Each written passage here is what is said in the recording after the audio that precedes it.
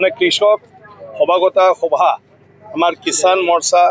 আমাৰ মানে district administration আৰু গোটেই বিভাগীয় অফিচে একেলগে তেওঁলোকে ইয়াত অনুষ্ঠিত কৰিছে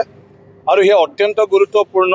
কৃষকসকলৰ বিভিন্ন সুযোগ সুবিধা চৰকাৰ ফালৰ পৰা মানে বিভিন্ন আঁচনিৰ জৰিয়তে দিয়া হয় কিন্তু সেইবোৰ প্ৰপাৰলি আমাৰ কৃষকসকলে পাই আছে নে নাই আৰু তেওঁলোকে হিটোৰ দ্বাৰা তেওঁলোকৰ দৈনন্দিন জীৱনত মানে কৃষিৰ কামত মানে যি ধৰণৰ সহায় হ'ব লাগে এইখিনি সহায় যথেষ্ট হৈ আছে না নাই আৰু কৃষকসকলে কি নতুন কথা তেওঁলোকে জানি ল'ব পাৰে আমাৰ অফিচাৰৰ পৰা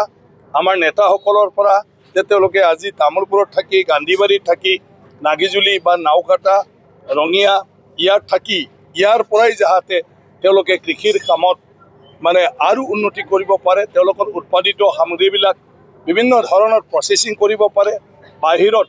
তেওঁলোকে আমদানি কৰিব পাৰে এই বিষয়বিলাকো অৱগত হোৱাৰ প্ৰয়োজন আছে আৰু এই সভাৰ জৰিয়তে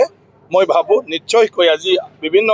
লেভেলৰ আলাপ আলোচনাৰ মাধ্যমেদি তেওঁলোকে জানিব পাৰিব আৰু কৃষিৰ ক্ষেত্ৰত তেওঁলোকে আগবাঢ়িব পাৰিব কিষাণ মৰ্চাই এই বিষয়টো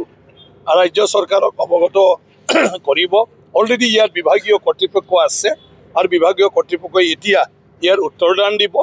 আৰু এই ক্ষেত্ৰত যদি কিবা উদ্যোগ ল'বলগীয়া আছে ৰাজ্য চৰকাৰৰ এইখিনি কামো কিষাণ মৰ্চাই কৰি দিব অলৰেডি তেওঁলোকে বিভিন্ন জিলাত সজাগতা সভা কৰি ৰাইজৰ সমস্যা সম্পৰ্কে মানে বিভাগীয় কৰ্তৃপক্ষ আৰু মুখ্যমন্ত্ৰী ডাঙৰীয়াকো অৱগত কৰি বিভিন্ন ধৰণৰ ব্যৱস্থা লৈ থকা হৈছে পাৰপাছটো এটাই কেনেকৈ কৃষকসকলক চৰকাৰী আঁচনিবিলাক পোৱাব পাৰে আৰু সঠিকভাৱে কৃষকক আগবাঢ়ি যোৱাৰ ক্ষেত্ৰত মানে কৃষকক কেনেকৈ এই বিষয়ে সজাগতা কৰিব পাৰে।